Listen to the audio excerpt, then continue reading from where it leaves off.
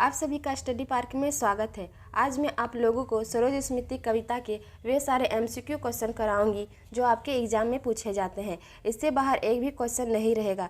Question शुरू करने से पहले सरोज स्मृति कविता के बारे में कुछ तथ्यात्मक चीज़ों की सामान्य जानकारी को जानेंगे। तो आइए चलते हैं सरोज स्मृति कविता का सारांश कि सरोज स्मृति कविता क्या है। तो सरोज स्मृति कविता सूर्यकांत त्रिपाठी निराला द्वारा लिखा गया यह कविता है। यह कविता सरोज के याद में निराला जी लिखते हैं कि जब सरोज की आयु अल्प आयु होती है और उसका विवाह हो जाता है, उसके 1 वर्ष बाद ही उसकी मृत्यु हो जाती है। निराला जी सरोज के वियोग में यह कविता लिखते हैं। सरोज स्मृति कविता एक शोक गीत कविता रहती है जिसमें निराला जी ने अपनी पुत्री का वियोग वर्णन किया है। तो चलिए देखते हैं पहला क्वेश्चन। और पहला क्वेश्चन इससे क्या रहता है, तो पहला नंबर का क्वेश्चन ये रहा कि सरोज स्मृति कविता के कवि कौन रहते हैं। तो इसका सही उत्तर होगा 2 नंबर सूर्यकांत त्रिपाठी निराला। निराला जी ने सरोज स्मृति नामक कविता लिखे हैं और इनका जन्म होता है 21 फरवरी 1899 में। कब होती है? 21 फरवरी 1899 में। बढ़ते हैं दूसरे क्वेश्चन की ओर।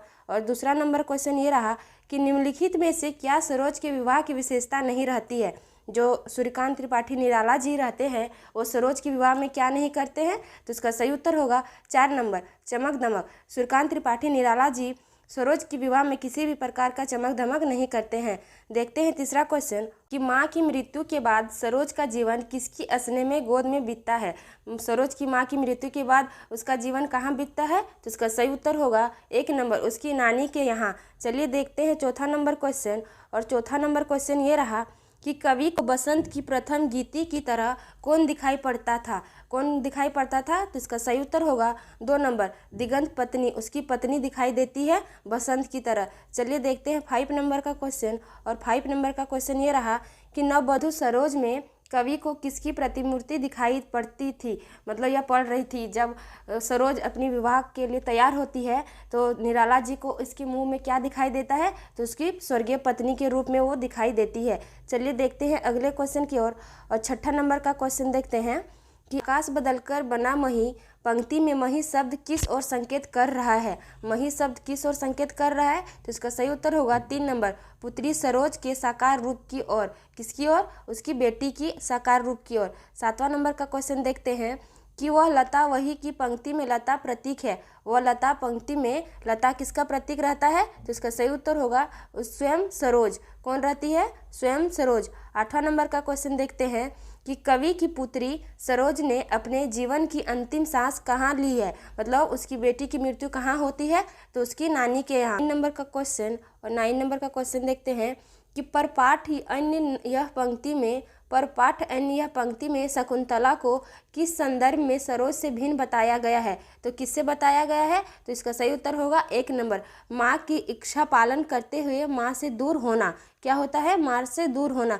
10 नंबर का क्वेश्चन देखते हैं कि सरोज स्मृति कविता में कवि ने स्वयं को भाग्यहीन क्यों कहा है। तो क्यों कहा है? तो इसका सही उत्तर होगा 2 नंबर निकट पारिवारिक जनों से विरोह होने के कारण। चलिए बढ़ते हैं अगले क्वेश्चन की ओर। और 11 नंबर का क्वेश्चन ये रहा कि विवाह उपरांत दी जाने वाली मर्यादित व्यवहार की शिक्षा पुत्री सरोज को किसने दी। तो इसने किसने दी है। तो इसका सही उत्तर होगा 3 नंबर कवि ने। किसने? स्वयं कवि निराला जी ने। 12 नंबर का क्वेश्चन देखते हैं कि सरोज स्मृति किस प्रकार की कविता होती है। जो सरोज स्मृति कविता है वो किस प्रकार की कविता है। तो इसका सही उत्तर होगा 3 नंबर शोक गीत। यह शोक गीत रहती है क्योंकि सरोज की मृत्यु अल्प आयु में होने के कारण। 13 नंबर का क्वेश्चन देखते हैं कि सरोज स्मृति कविता में निराला जी ने किस काव्य संग्रह से लिया है। जो सरोज स्मृति कविता है वो किस काव्य संग्रह से लिया है। तो इसका सही उत्तर होगा 2 नंबर अनामिका और गीत कुंज से। किससे? अनामिका और गीत कुंज से यह कविता लिया गया है।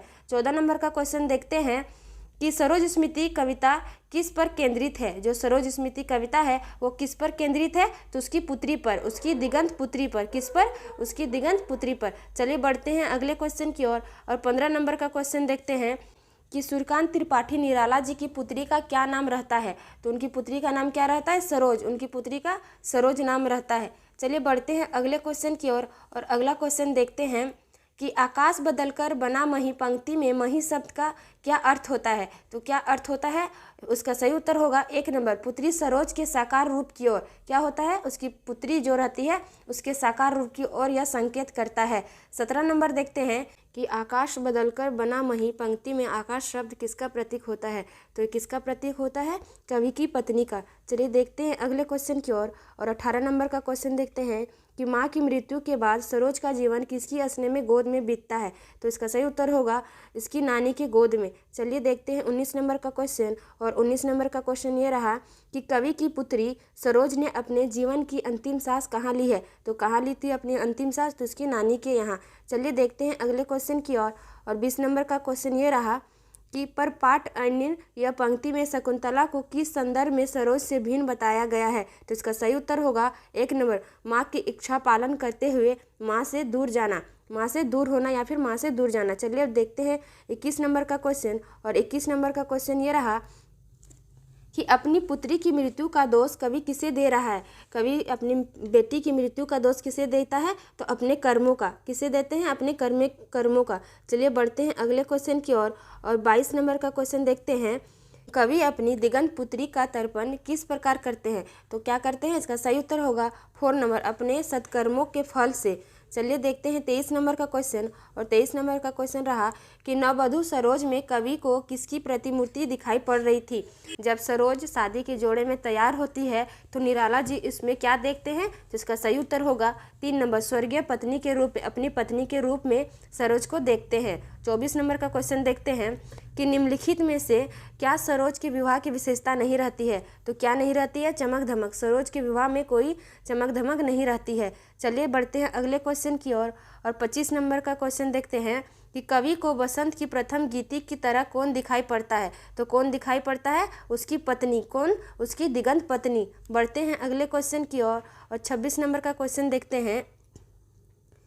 26 नंबर का क्वेश्चन क्या कहता है कि वह लता वही की पंक्ति में लता किसका प्रतीक होता है। जो लता है वो किसका प्रतीक रहता है, तो वो सरोज की माँ का ये प्रतीक रहता है।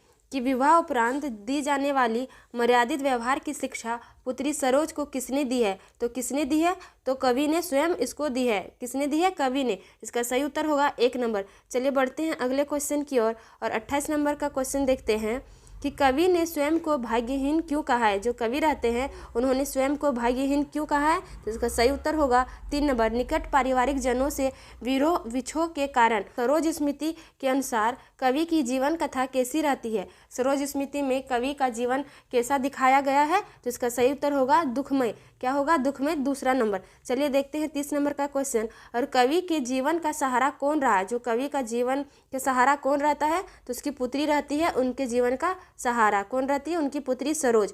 चलिए देखते हैं 31 नंबर का क्वेश्चन। और 31 नंबर का क्वेश्चन है कि प्रिया मौन एक संगीत भरा पंक्ति में कौन सा अलंकार है। तो कौन सा अलंकार है, तो इसका सही उत्तर होगा 2 नंबर विरोधाभास। कौन सा अलंकार रहता है, विरोधाभास। 32 नंबर का क्वेश्चन देखते हैं कि भर जलद धरा को ज्यों अपार पंक्ति में कौन सा अलंकार है। इसमें कौन सा अलंकार रहता है, तो इसमें उत्प्रेक्षा अलंकार रहता है। कौन सा अलंकार, उत्प्रेक्षा। 33 नंबर का क्वेश्चन देखते हैं कि पुष्प सेज में कौन सा अलंकार रहता है। जो पुष्प सेज है इसमें कौन सा अलंकार है, तो इसमें रूपक अलंकार है। कौन सा अलंकार, रूपक अलंकार। बढ़ते हैं अगले क्वेश्चन की ओर। और 34 नंबर का क्वेश्चन देखते हैं कि हो भ्रष्ट शीत के से सतदल पंक्ति में कौन सा अलंकार है। तो इसका सही उत्तर होगा उपमा। क्या होगा, उपमा। चलिए बढ़ते हैं अगले क्वेश्चन की ओर। आज का अंतिम क्वेश्चन है कि सरोज स्मृति कविता का रस क्या है। जो सरोज स्मृति कविता है ये कौन सा रस रहता है, तो इसका सही उत्तर होगा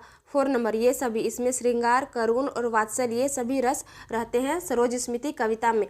आज के लिए इतना ही। अगर आप लोगों को ये वीडियो पसंद आई है तो चैनल को सब्सक्राइब करें, लाइक करें, साथ ही साथ अपने दोस्तों को भी शेयर करें। Thank you.